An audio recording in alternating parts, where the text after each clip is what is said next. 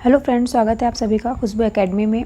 आज आपको फ्रेंड्स मैं बताऊंगी इसमें मूल्यांकन यानी कि मूल्यांकन किसे कहते हैं और आपके एग्ज़ाम में मूल्यांकन से किस प्रकार से क्वेश्चन आंसर पूछे जाते हैं। ठीक है, उसके बारे में आज हम आपको बताएंगे। तो सबसे पहले मैं आपको बता दूं मूल्यांकन एवं उपचारात्मक शिक्षण क्या होता है। मूल्यांकन का अर्थ, ठीक है, पहली हेडिंग आपकी दिखाई दे रही है यहाँ पे, क्या मूल्यांकन का अर्थ क्या होता है। ओके, यहाँ पे दिया गया पहला, मूल्यांकन का अर्थ क्या होता है। ओके फ्रेंड्स, नेक्स्ट दिया गया है मूल्यांकन का अर्थ। तो देखिए, मूल्यांकन का अर्थ जो होता है, मूल्यांकन वह प्रक्रिया है जिसके द्वारा अधिगम की उपलब्धि का पता लगाया जाता है, अर्थात विद्यार्थियों ने प्राप्त ज्ञान को किस सीमा तक समझा है, उनकी बुद्धि का स्तर क्या है, उनकी अभिरुचि क्या है आदि का पता लगाया जाता है। बालक की शिक्षा में मूल्यांकन और मापन दोनों महत्वपूर्ण हैं। मूल्यांकन मापन पर निर्भर करता है। ठीक है, मूल्यांकन क्या करता है, मापन पर निर्भर करता है। तो देखिए फ्रेंड्स, मैं आपको बता दूं, मूल्यांकन जो होता है जिसको इवैल्यूएशन कहते हैं। ठीक है, मूल्यांकन को इंग्लिश में इवैल्यूएशन कहते हैं। पठन पाठन जो प्रक्रिया होती है इसका एक अभिन्न हिस्सा होता है जिसको हम क्या कहते हैं, मूल्यांकन कहते हैं। यह एक क्या है, सतत चलने वाली प्रक्रिया होती है। मूल्यांकन जो है यह एक सतत चलने वाली प्रक्रिया है और इसका जो उद्देश्य है वह सीखने वाले की भाषा की संरचना और एकरूपता की समझ का आकलन, साथ ही इसे विभिन्न संदर्भों में उपयोग करने की क्षमता और सौंदर्यपरक पहलू को परख सकने की क्षमता के लिए भी आकलन के रूप में देखा जा सकता है। ठीक है, जिस प्रकार मैं आपको बता दूं, इससे हमें यह सीखने वाले की वास्तविक स्थिति का पता चलता है और उसकी स्थिति या स्तर को बेहतर बनाने के लिए समय पर उचित निर्णय लेने के लिए आवश्यक पहल करने के भी संकेत मिलते हैं। ठीक है, क्या क्या करने को मिलता है हमें, इससे एक वास्तविक स्थिति का पता चलता है और किसी की लेवल का, ठीक है, किसी की लेवल को बेहतर करने के लिए, बेहतर बनाने के लिए किस समय क्या निर्णय लेना है, इसकी भी आवश्यकता का पहल हमें किससे पता चलता है, मूल्यांकन से। मूल्यांकन देखिए फ्रेंड्स, क्या है ना, सीखने वाले का जो मूल्यांकन होता है वो भाषिक ज्ञान और संप्रेषण कौशल दोनों के स्तरों पर होना चाहिए। क्योंकि क्या होता है, जो सीखने वालों का मूल्यांकन होता है वो स्वयं उनके संदर्भों में और उसके साथियों के साथ रखना किया जाना चाहिए, जिसके लिए कई प्रकार के परीक्षण किए जा सकते हैं, चाहे वो खुले हों या बंद प्रश्न हो, बहुवैकल्पिक प्रश्न हो या सामूहिक कार्य और प्रोजेक्ट आदि के आधार पर विद्यार्थियों की प्रगति के लिए मूल्यांकन के नए नए तरीके का शुरुआत भी किया गया है। तो ठीक है फ्रेंड्स, मूल्यांकन करना है या तो आप चाहे लिखित कर लें या आप उनसे बहुवैकल्पिक प्रश्न पूछ कर लें या आप उनसे बंद प्रश्न करवा लें या फिर समूह कार्य करवा लें, फिर प्रोजेक्ट कार्य करवा लें। मतलब कि आपको किसी भी प्रकार का क्या करना है, बच्चों के लिए मूल्यांकन करना है बच्चों का। ठीक है, अब मैं आपको यहाँ पे बता दूँ, दिया गया है मूल्यांकन का उद्देश्य क्या होता है। ठीक है, यहाँ पे बात हुई फ्रेंड्स मूल्यांकन का उद्देश्य। तो मूल्यांकन का उद्देश्य, फर्स्ट हेडिंग दिया गया है, छात्रों की उपलब्धि का पता लगाना।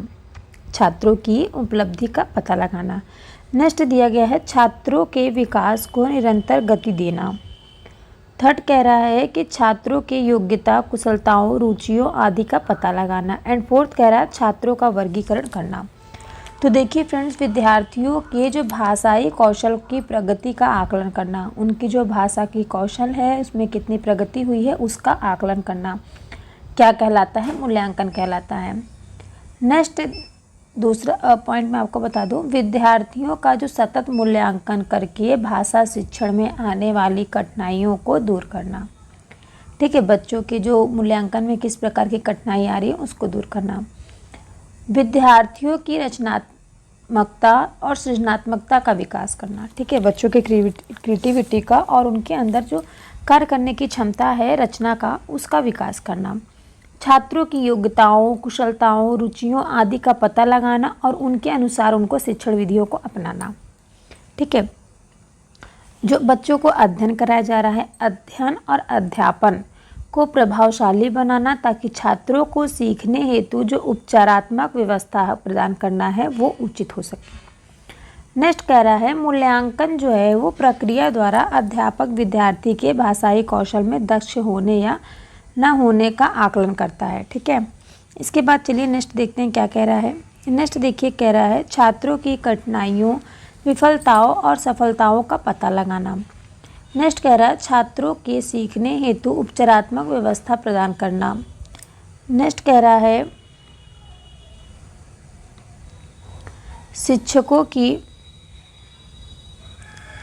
शिक्षकों की कुशलता एवं सफलता का पता लगाना। अध्ययन और अध्यापन को प्रभावशाली बनाना। अब देखिए फ्रेंड्स, यहाँ पे इन्होंने कितनी सारी बातें कह रही हैं। ठीक है, अब इसके बाद देखिए यहाँ पे जो आता है सतत एवं व्यापक मूल्यांकन क्या है।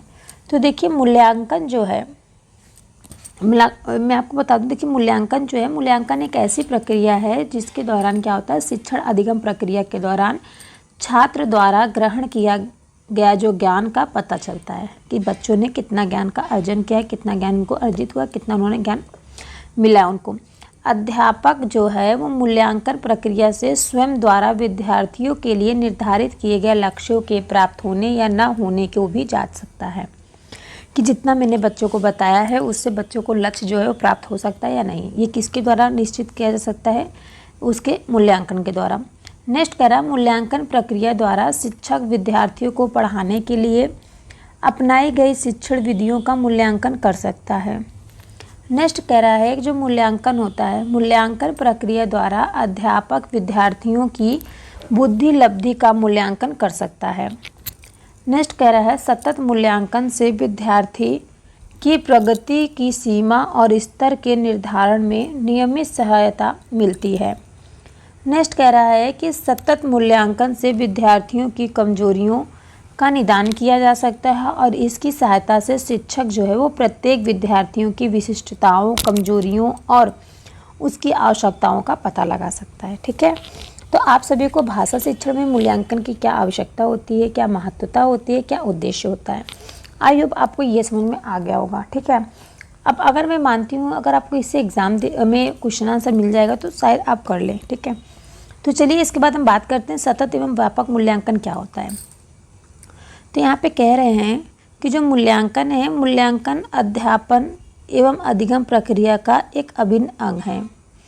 शिक्षण अधिगम प्रक्रिया का अंतिम सोपान जो है वो मूल्यांकन ही है।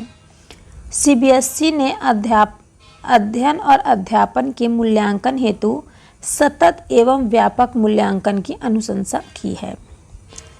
इस मूल्यांकन के दो भाव होते हैं, पहला कौन सा होता है, सतत होता है, दूसरा कौन सा होता है, व्यापक होता है। ठीक है, जैसा कि मैंने आपको बताया भी कि क्या है, यह एक सतत चलने वाली प्रक्रिया है। ठीक है, नेक्स्ट देखिए यहाँ कह रहा है इस मूल्यांकन के दो भाव हैं, पहला सतत और दूसरा क्या, व्यापक।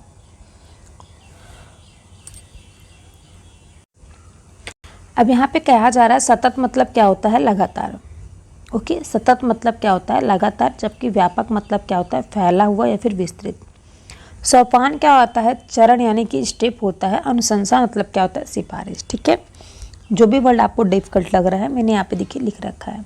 ठीक है, आई होप आप सभी को ये सभी जो वर्ड डिफिकल्ट लगते हैं आप कमेंट करके भी हमसे बाद में पूछ सकते हैं, मैं उसका भी आंसर आपको दे दूँगी। ठीक है, तो देखिए जो फ्रेंड्स यहाँ मैंने आपको बताया सतत एवं व्यापक मूल्यांकन की, जो मैंने बताया आपको कि सीबीएसई ने क्या कहा है कि जो अध्ययन है और अध्यापन के मूल्यांकन हेतु सतत एवं व्यापक मूल्यांकन क्या किया गया है, सतत एवं व्यापक मूल्यांकन की अनुशंसा की गई है। ठीक है, तो आई होप फ्रेंड्स यहाँ तक आप सभी को समझ में आ गया। अब देखिए हम बात करते हैं सतत मूल्यांकन क्या होता है। ठीक है, सतत मूल्यांकन क्या होता है, इस मूल्यांकन द्वारा जो विद्यार्थी होते हैं, जो शिक्षार्थी होते हैं, उन शिक्षार्थी का सर्वांगीण विकास होता है। और अधिगम क्या होता है, सतत प्रक्रिया है, अर्थात यह एक निरंतर चलने वाली प्रक्रिया होती है। इसलिए शिक्षार्थियों का जो मूल्यांकन भी निरंतर होना चाहिए। अब देखिए फ्रेंड्स यहाँ पे कह रहा है सतत मूल्यांकन के प्रकार। सतत मूल्यांकन के प्रकार जो होते हैं कितने होते हैं, पहला निदानात्मक मूल्यांकन, दूसरा रचनात्मक मूल्यांकन, तीसरा संकलनात्मक मूल्यांकन। तो देखिए फ्रेंड्स सतत मूल्यांकन क्या होता है, सबसे पहले मैं आपको बता दूं मूल्यांकन के प्रकार। तो देखिए परीक्षण का अर्थ क्या होता है, ज्ञान, क्षमता व प्रदर्शन का किसी भी विधि से मापन करना। ठीक है, किसी भी विधि से जो मापन किया जाता है उसको क्या कहेंगे? मूल्यांकन कहते हैं। भाषा शिक्षण के मामले में जांच को कक्षा कक्ष के ही विस्तार के रूप में देखा जाना चाहिए। जो सीखने वाले व सिखाने वाले, ठीक है, जो सीखने वाले हैं और जो सिखाने वाले, जो टीचर्स हैं, स्टूडेंट हैं, दोनों के लिए जो उपयोगी होता है, सूचनाएं प्रदान करने में सहायक हो और जिनकी उपयोग पढ़ाने के तरीके और सामग्री को विकसित करने हेतु किए जा सके, तो इसको क्या कहते हैं फ्रेंड्स? इसको हम कहेंगे परीक्षण मूल्यांकन के प्रकार। ओके, सतत मूल्यांकन के प्रकार। अब यहाँ देखिए फ्रेंड्स, दिया गया है सतत मूल्यांकन का उद्देश्य यह जानना है कि बच्चे कैसे सीखते हैं। सतत मूल्यांकन में सबसे अधिक भाषा प्रयोग की क्षमता है।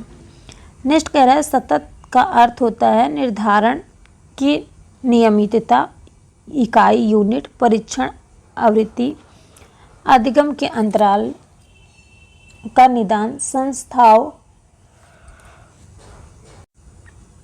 समस्याओं का पता लगाना, सुधारात्मक उपायों का उपयोग, पुनः परीक्षण और स्वयं मूल्यांकन। ठीक है, ये किसका अर्थ बता रहा है फ्रेंड्स? सतत का अर्थ बता रहा है। सतत और व्यापक मूल्यांकन क्या होता है? ठीक है, तो देखिए इसका उद्देश्य होता है बच्चों द्वारा भाषा सीखने की प्रक्रिया को जानना और समझना। क्या कहलाता है आपका?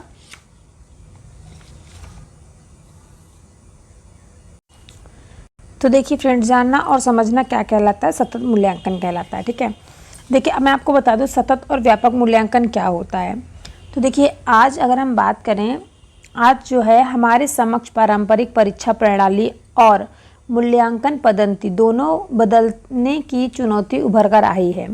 माध्यमिक स्तर पर क्या होता है? सतत एवं जो व्यापक मूल्यांकन को अपने साथी विद्यालयों में लागू करते हुए सीबीएसई ने यह स्पष्ट संदेश दिया है कि मूल्यांकन करते समय विद्यार्थी के सर्वांगीण विकास को ध्यान में रखा जाना चाहिए, ना कि केवल उसके कौन से गुण को, उसके मानसिक गुण, यानी कि उसके मतलब आप वो उसके नंबर के आधार पर क्या करेंगे, बच्चों का आप काउंटिंग नहीं कर सकते हैं, उसका मूल्यांकन नहीं कर सकते। बच्चों जो है विद्यार्थी के सर्वांगीण विकास को ध्यान में रखा जाना चाहिए।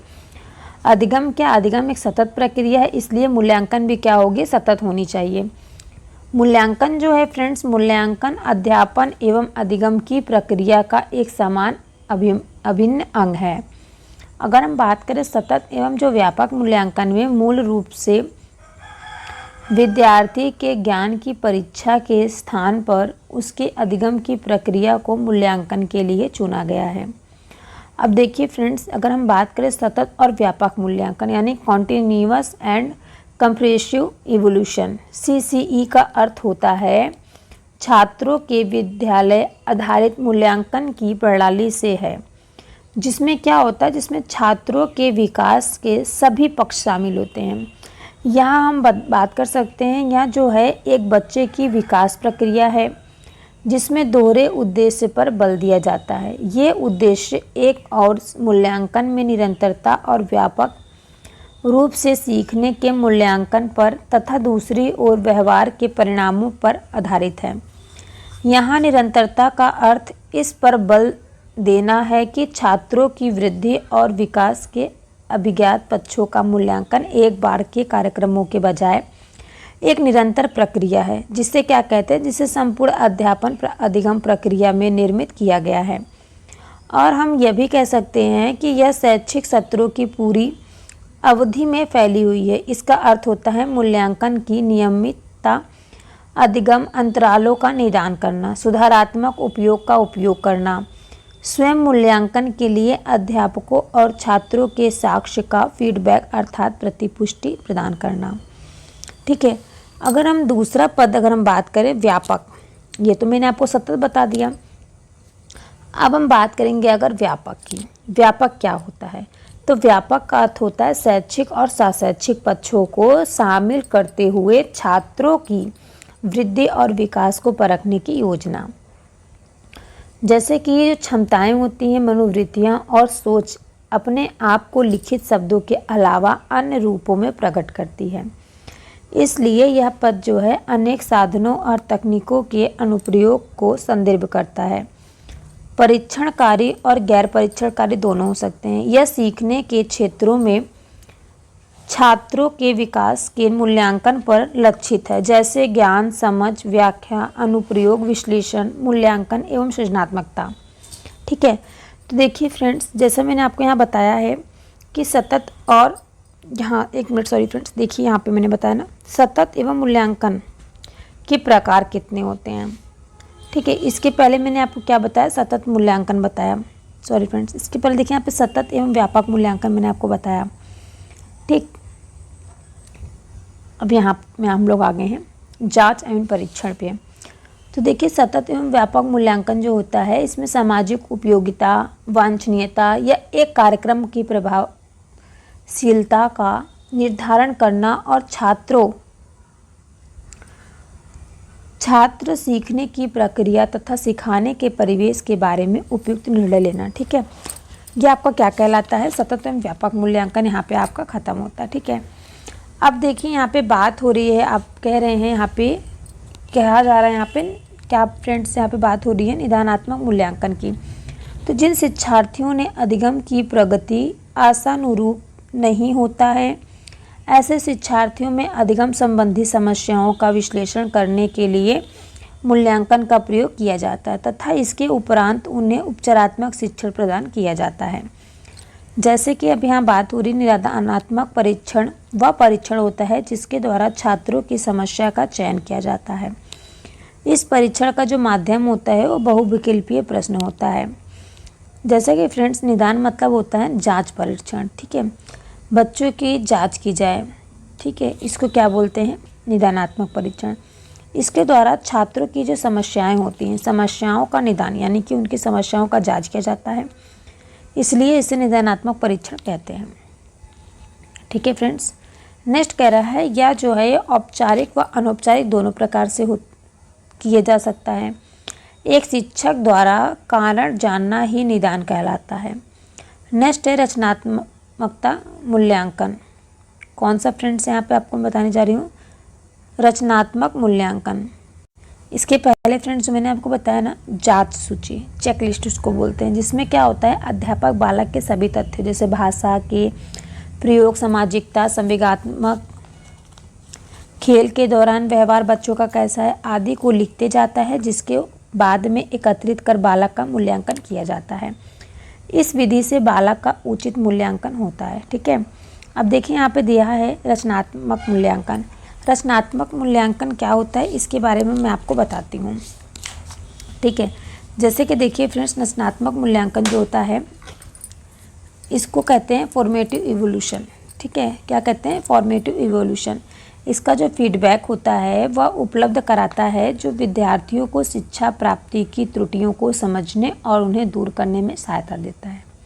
ठीक है, इसमें क्या होता है, इस मूल्यांकन के द्वारा अधिगम की प्रगति का आकलन यानी प्रगति का निर्धारण किया जाता है और इस मूल्यांकन से प्राप्त परिणामों के आधार पर शिक्षार्थियों को फीडबैक दिया जाता है। इस मूल्यांकन हेतु गृह कार्य, क्लास टेस्ट, दंत कार्य, क्विज टेस्ट आदि का प्रयोग किया जाता है। इस मूल्यांकन से शिक्षक अपने शिक्षार्थी विधि एवं शिक्षार्थी अपने संज्ञानात्मक व्यवहारों में सुधार करते हैं।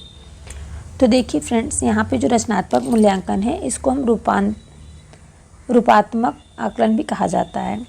रचनात्मक मूल्यांकन में जो कार्य होता है, कार्य का अनुभव, कला शिक्षा और स्वास्थ्य तथा शारीरिक शिक्षा जैसे क्षेत्रों में कार्य निष्पादन का निर्धारण 5 पॉइंट में होता है। 5 पॉइंट कौन सा होता है friends, grade A, grade B, grade C, grade A, grade B, grade C. ठीक है, किया जाता है, जिसका विवरण जो है रिपोर्ट कार्ड की पिछली ओर दिखा दिया जाता है। ठीक है, जैसे कि फ्रेंड्स आप लोग देखते होंगे ना, अगर आपका हाई स्कूल इंटर का जो मार्कशीट है उसमें से आपको मिलता है A grade 1, A grade 2, B grade 1, B grade 2, C grade 1, C grade 2, D grade, E grade 1, E grade 2। इस प्रकार से क्या कहता है नंबर काउंटिंग दी जाती है बच्चों को। अब फ्रेंड्स आप लोग सोच रहे होंगे रचनात्मक मूल्यांकन जो है इसका कार्य क्या होता है। देखिए, जो रचनात्मक मूल्यांकन है इसकी जो कार्यान्वयन होती है वो होती है शिक्षा प्राप्ति के लक्ष्य, अभिप्राय तथा अथवा जो परिणाम होते हैं, परिणाम और इन्हें प्राप्त करने की जो कसौटी को पूरा करने में सहयोग देता है, उससे रचनात्मक मूल्यांकन से अध्यापकों और विद्यार्थियों के बीच गंभीर बातचीत जो निरंतर बनती रहती है, उसमें और परिपक्वता आ जाती है। जो रचनात्मक मूल्यांकन के कार्यान्वयन के अंतर्गत प्रभावशाली फीडबैक समय पर उपलब्ध कराया जाना चाहिए, जो विद्यार्थियों को अपनी शिक्षा को आगे बढ़ाने में समर्थ बनाता है। ठीक है फ्रेंड्स, समझ में आप लोगों को? इसमें कुछ नहीं, बस जो रचनात्मक निर्धारण का संकेंद्रण है, जिस पे फोकस किया जाता है, उसको क्या करना चाहिए, विद्यार्थियों के शिक्षा प्राप्ति के परिणाम जो आते हैं उस पर निर्धारण अपेक्षाओं को बांटना चाहिए। उसके बाद स्पष्ट रूप से निर्धारित जो कसौटियों का उपयोग करना चाहिए। उसके बाद जो उदाहरण होते हैं, उदाहरणों और आदर्शों का उपयोग करें। उसके बाद उनको क्या करना है, जो विशिष्ट फीडबैक आता है उसको फीड फॉरवर्ड दें, जिससे यह सहायता मिलेगी ताकि विद्यार्थी स्वनिर्धारित कर सके, विद्यार्थी अपनी प्रगति का विवरण रख सके और अध्यापक विद्यार्थी की प्रगति का विवरण रखे। ठीक है, यहाँ तक आप सभी को समझ में आया। अब नेक्स्ट क्या फ्रेंड्स दिया गया है, संकलनात्मक मूल्यांकन। ये मूल्यांकन फ्रेंड्स किस प्रकार से है, चलिए इसके बारे में हम बात करते हैं। ये देखिए फ्रेंड्स, यहाँ पे दिया गया है, यह जो मूल्यांकन है संपूर्ण सत्र की समाप्ति के बाद किया जाता है और इस मूल्यांकन का उद्देश्य अधिगम प्राप्ति और शैक्षिक उपलब्धि का आकलन कराना होता है। जैसे कि यहाँ पे देखिए फ्रेंड्स दिया गया है, व्यापक मूल्यांकन किसे कहते हैं। तो सतत मूल्यांकन शिक्षार्थियों के व्यवहार के सिर्फ एक पक्ष यानी कि संज्ञानात्मक पक्ष का मूल्यांकन करता है, परंतु अगर हम बात करें दूसरा जो है वो व्यापक मूल्यांकन के द्वारा शिक्षार्थियों के व्यवहार के तीनों पक्ष यानी कि संज्ञानात्मक पक्ष, भावात्मक पक्ष एवं क्रियात्मक पक्ष का मूल्यांकन होता है। इस मूल्यांकन के द्वारा शिक्षार्थी जो हैं वो शिक्षार्थी एवं गैर शैक्षिक पक्षों का मूल्यांकन होता रहता है। ठीक है फ्रेंड्स, यहाँ तक आप सभी को समझ में आया। नेक्स्ट फ्रेंड्स, यहाँ पे दिया गया मूल्यांकन एंड मापन में डिफरेंस। मूल्यांकन और मापन में क्या डिफरेंसेस हैं। तो फ्रेंड्स, जो मूल्यांकन और मापन में डिफरेंसेस है ये मैं आपको कल की क्लास में कराऊंगी। आई होप आज की क्लास जो है आप सभी को अच्छे से समझ में आया होगा और आप सभी लोग अच्छे से कर लेंगे। ठीक है, तो फ्रेंड्स देखिए इसके बाद क्या आपको पढ़ना है, मूल्यांकन और मापन में अंतर। तो यहाँ पे 2-4 पॉइंट है, आपको बता देते। देखिए पहला पॉइंट दिया गया है, मूल्यांकन में अंकनात्मक एवं गुणात्मक दोनों ही प्रकार के निरीक्षणों के स्थान दिए जाते हैं। नेक्स्ट जो मापन कह रहा है कि मापन में क्या होता है फ्रेंड्स, मापन में केवल अंकनात्मक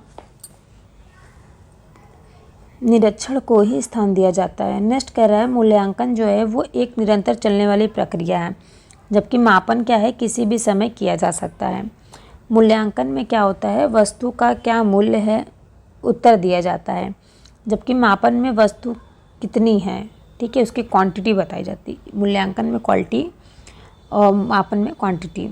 नेक्स्ट है, खुशबू ने हिंदी में 95 अंक लेकर कक्षा में प्रथम स्थान प्राप्त किया।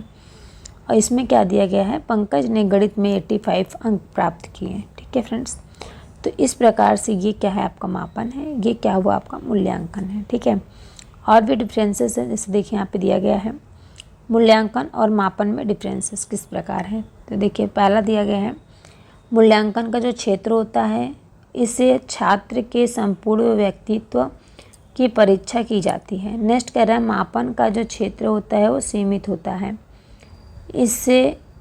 इसमें व्यक्तित्व के कुछ ही पक्षों की परीक्षा संभव हो पाती है।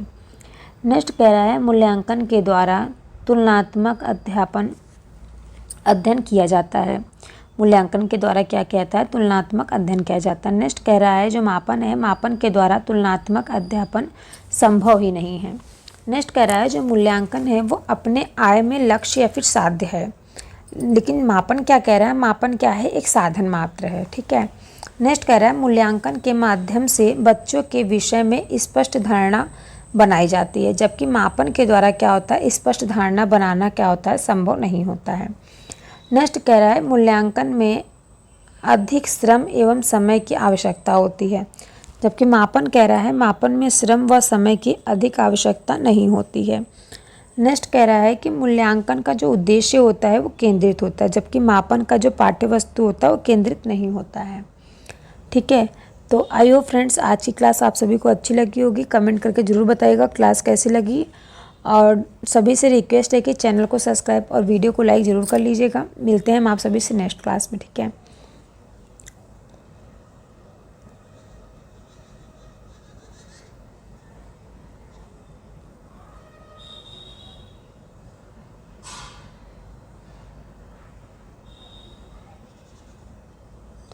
कल की क्लास में देखिए फ्रेंड्स, मैं आपको क्या बताऊंगी, सतत एवं व्यापक मूल्यांकन का क्या महत्व होता है। ठीक है, तो कल की क्लास में देख लीजिए। इतना ये वेरी मोस्ट इम्पॉर्टेंट टॉपिक है ये, इससे पक्का है आपके एग्ज़ाम में 4 या 5 मार्क्स से अधिक क्वेश्चन आंसर देखने को मिलेंगे ही। ठीक है, तो यहाँ पे आपका देखिए पोर्टफोलियो है, पोर्टफोलियो से भी क्वेश्चन आपका पूछा गया था। 2000 अभी जो आपका हुआ था 7 जुलाई को एग्ज़ाम, उसमें पोर्टफोलियो से रिलेटेड क्वेश्चन आंसर पूछे गए थे। ठीक है, तो चलिए मिलते हैं नेक्स्ट क्लास में आप सभी से।